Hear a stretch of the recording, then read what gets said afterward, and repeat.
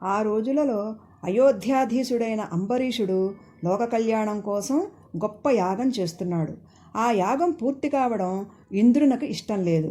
అందుచేత ఇంద్రుడు అదృశ్య రూపంలో వచ్చి యాగ పశువును అపహరించి తీసుకుపోయాడు. బలి పశువు కనబడకపోవడంతో యాగం ఆగిపోయింది. అప్పుడు యాగాన్ని జరిపించే పురోహితుడు అంబరీషునితో, రాజా, నీ అజాగ్రత్త వలనే యాగపశువు అపహరణకు గురైంది. ఈ దోషము యాగకర్త నాశనానికి కారణమవుతుంది. యాగం ఇలా మధ్యలో ఆగరాదు.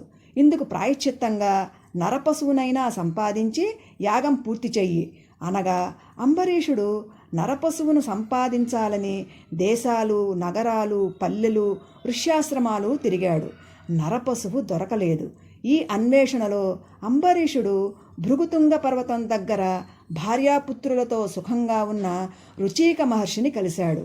దీనవదనుడైన అంబరీషుని చూసి కారణం అడిగాడు రుచీకుడు.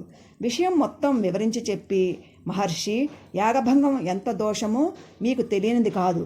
లోక కళ్యాణాన్ని దృష్టిలో ఉంచుకొని అర్థిస్తున్నాను. మీకు 1,00,000 గోవులను ఇస్తాను.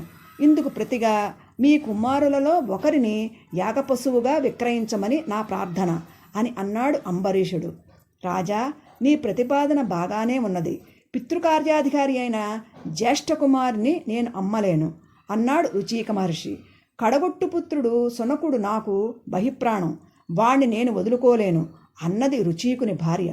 అప్పుడు వారి మధ్యమ పుత్రుడైన సునస్సేపుడు ముందుకు వచ్చి, రాజా, నా తల్లిదండ్రుల ఆంతర్యం అర్థమైంది కదా. యజ్ఞపశువుగా నన్ను వారు విక్రయించినట్లు భావించి తీసుకువెళ్ళు అన్నాడు. అంబరీషుడు 1,00,000 గోవులను రుచీక మహర్షికి సమర్పించి సునస్సేపుని తీసుకుని రథం మీద అయోధ్య నగరానికి బయలుదేరాడు.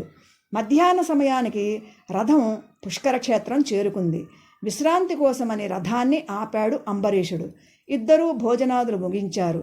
అంబరీషుడు విశ్రాంతి తీసుకుంటున్న సమయం చూసి అక్కడ తపస్సు చేస్తున్న తన మేనమామ విశ్వామిత్రుని కలిసి జరిగిందంతా వివరంగా చెప్పి, మహాముని, నాకు తల్లి లేదు, తండ్రి లేడు, స్వజనులు లేరు.